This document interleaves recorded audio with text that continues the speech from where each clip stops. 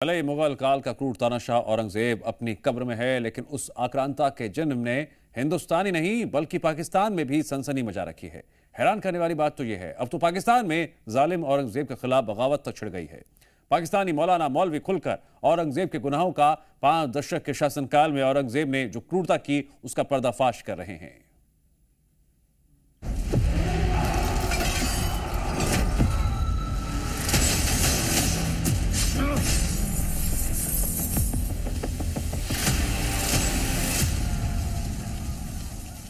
तो आजकल इंडिया में भी आलमगीर के हवाले से बहुत सारी बातें चलती है ना कि बहुत ही जालिम बादशाह था। अब आखिर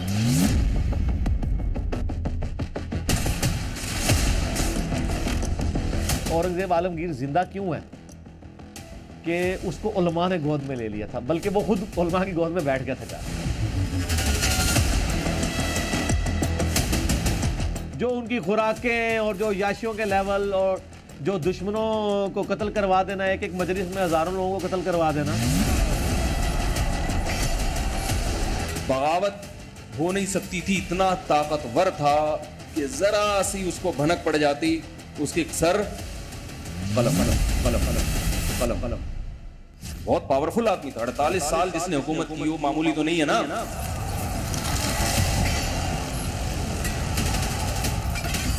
ना नमाज छड़ी ना गुपरा छड़िया, सारे भाई कत्ल करवा दिए, बाप को भी जेल में डलवा दिया। मैं खुद मुगल खानदान से ताल्लुक रखता हूँ।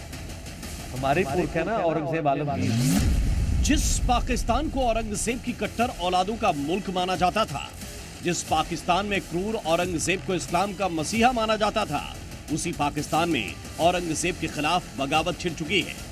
कल तक औरंगजेब को मुगलिया सल्तनत का सबसे बड़ा बादशाह बताने वाले अब औरंगजेब को जालिम, हत्यारा, कट्टर, क्रूर और अय्याश करार दे रहे हैं। मैं कहता हूँ आज के हुक्मरान तो वो अय्याशी सोच भी नहीं सकते हैं, करना तो दूर की बात है। सर आज किस हुक्मरान की 300 औरतें हैं, कनीजें हैं? बताएं मुझे। ये तो आम थी उनकी। बिल्कुल सही बात। और ये तो एक फैक्टर है, जो उनकी खुराकें और जो याशियों के लेवल और जो दुश्मनों को कत्ल करवा देना, एक एक मजलिस में हजारों लोगों को कत्ल करवा देना। तो आजकल इंडिया में भी आलमगीर के हवाले से बहुत सारी बातें चलती है ना कि बहुत ही जालिम बादशाह था। अब आखिर था, हिंदुओं के वाकयात भी हैं, सिखों के वाकयात भी हैं और शियत के तो पीछे पड़ा रहता था। यकीन मानिए, इन पाकिस्तानी मौलाना मौलवियों की बातें भारत के औरंगजेब प्रेमियों को नश्तर की तरह चुभ सकती हैं। बेशक इन बयानों को सुनकर हिंदुस्तान का औरंगजेब फैन क्लब आग बबूला भी हो सकता है, मगर सच तो सच ही रहेगा। भले ही उस पर पर्दा डालने की लाख कोशिश की जाए, तभी तो आज पाकिस्तान में बैठे मौलाना चीख चीख कर ये तकरीरें कर रहे हैं, खुलेआम कैमरे पर यह दावा कर रहे हैं कि औरंगजेब जितना क्रूर, सनकी, खूंखार बादशाह पैदा ही नहीं हुआ। यहाँ पे जो हमारे मुसलमान बादशाह जिनकी हम बड़ी बड़ी तारीफें करते हैं, मैं खुद मुगल खानदान से ताल्लुक रखता हूँ। हमारे पुरख है ना औरंगजेब आलमगीर, कहते हैं जी टोपियां बना के गुजारा करता था। हाँ, बड़ा फखरिया बताया जाता जी, बड़ी सादगी थी जी, टोपियां बनाते सर। कदे नमाज नहीं छड़ी, तो मैं ना भरा भी को नहीं छड़िया उन्हें, ना नमाज छड़ी ना को भरा छड़िया, सारे भाई कत्ल करवा दिए, बाप को भी जेल में डलवा दिया और मौलवियों को कहानी करा दी, फतावा आलमगीरिया लिखवा दिया। 1400 उलमा को बुला के रोटी पानी दिया, उन्होंने बैठ के फिक़ह हनफी की फतावा आलमगीरिया लिख दिया। आप भी सोच रहे होंगे कि आखिर पाकिस्तान के मुल्ला मौलवियों के सुर अचानक क्यों बदल गए? क्यों हर वक्त औरंगजेब की माला जपने वाले मौलाना आज औरंगजेब की धज्जियां उड़ाने लगे? और सबसे अहम ये कि पाकिस्तान के मौलाना आखिर विश्व हिंदू परिषद की राह पर क्यों चल पड़े हैं?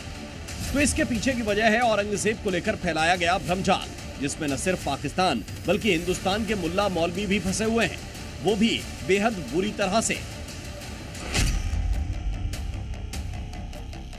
जिसने पूरे परिवार की कब्र खोदकर सत्ता का सिंहासन हासिल किया, जिसने अपने पिता को सलाखों में कैद किया, जिसने अपने बड़े भाई का सिर कलम किया,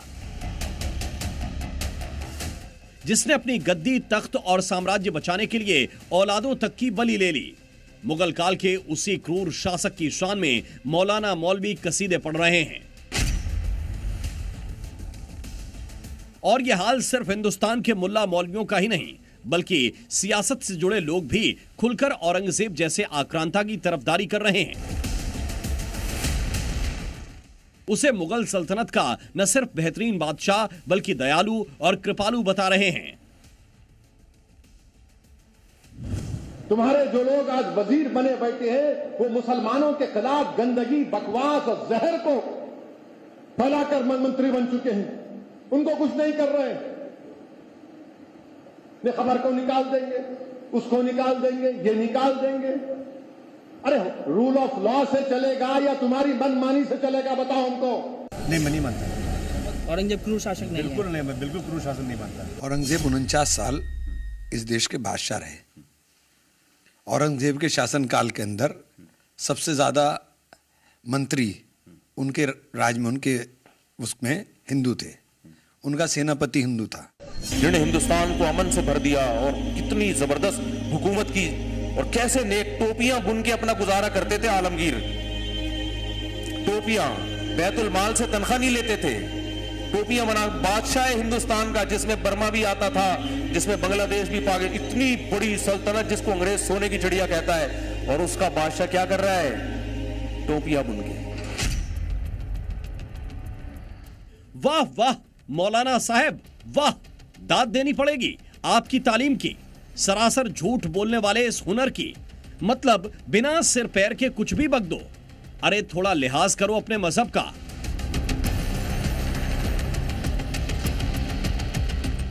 लेकिन सारा मसला ही तो मजहब पर टिका है।